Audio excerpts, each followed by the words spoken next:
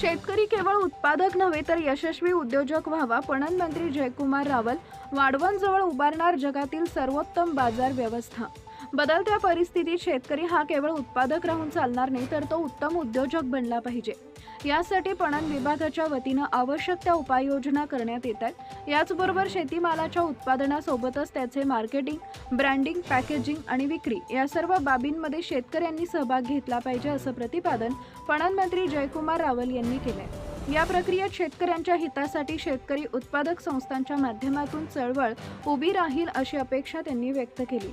महाराष्ट्र राज्य कृषी पणन मंडळ आणि Maharashtra agri business network magnet यांच्या संयुक्त विद्यमाने यशवंतराव चव्हाण केंद्र इथं आयोजित शेतकरी उत्पादक संस्थांच्या राज्यस्तरीय परिषदेचं उद्घाटन पणन मंत्री जयकुमार रावल यांच्या हस्ते झाले.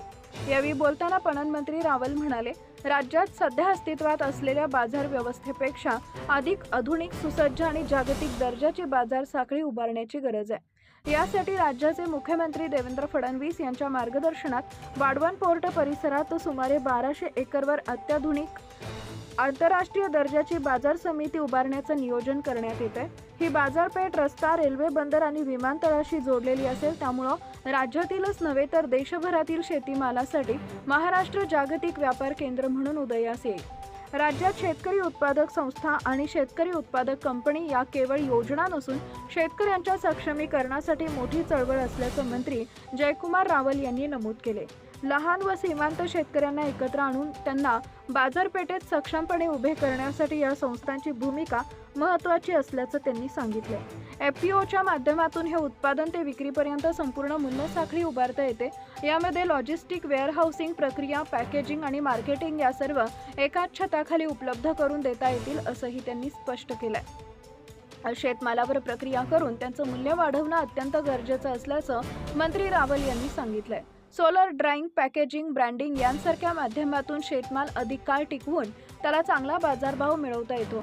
राज्यात दरवर्षी सुमारे 10,000 कोटी रुपयांचा शेतमाल पोस्ट हार्वेस्टमध्ये वाया जात असल्याचं त्यांनी सांगितलंय. हे नुकसान टाळण्यासाठी प्रक्रिया उद्योग आणि साठवण सुविधा उभारणं आवश्यक असल्याचं त्यांनी सांगितलंय. शेतकऱ्यांनी पारंपरिक बाजारपेठेपुरते मर्यादित न राहता डिजिटल प्लॅटफॉर्मचा वापर करावा असं आवाहन मंत्री रावल यांनी केलंय.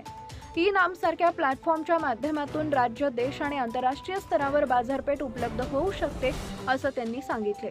आंतरराष्ट्रीय महिला शेतकरी वर्षाच्या पार्श्वभूमीवर महिला शेतकऱ्यांना FPOच्या माध्यमातून सक्षम करण्याचा प्रयत्न असल्याचं त्यांनी सांगितले.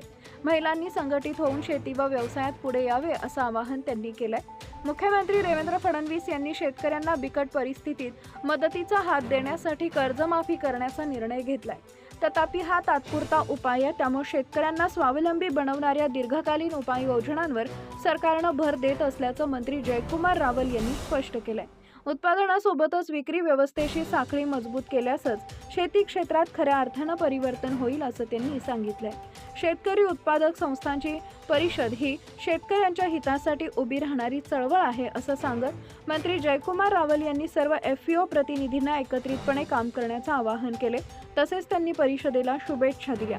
याप्रसंगी कृषी पणन मंडळाचे कार्यकारी संचालक संजय कदम, सरव्यवस्थापक विनायक कोकरे, मुंबई कृषी उत्पन्न बाजार समितीचे सचिव शरद जरे, राष्ट्रीय सुगी पश्चात तंत्रज्ञान संस्थेचे संचालक मिलिंद अकरे, ADBचे अतिरिक्त संचालक डॉ.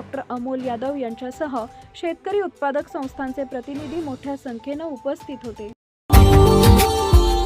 Subscribe now and press the bell icon.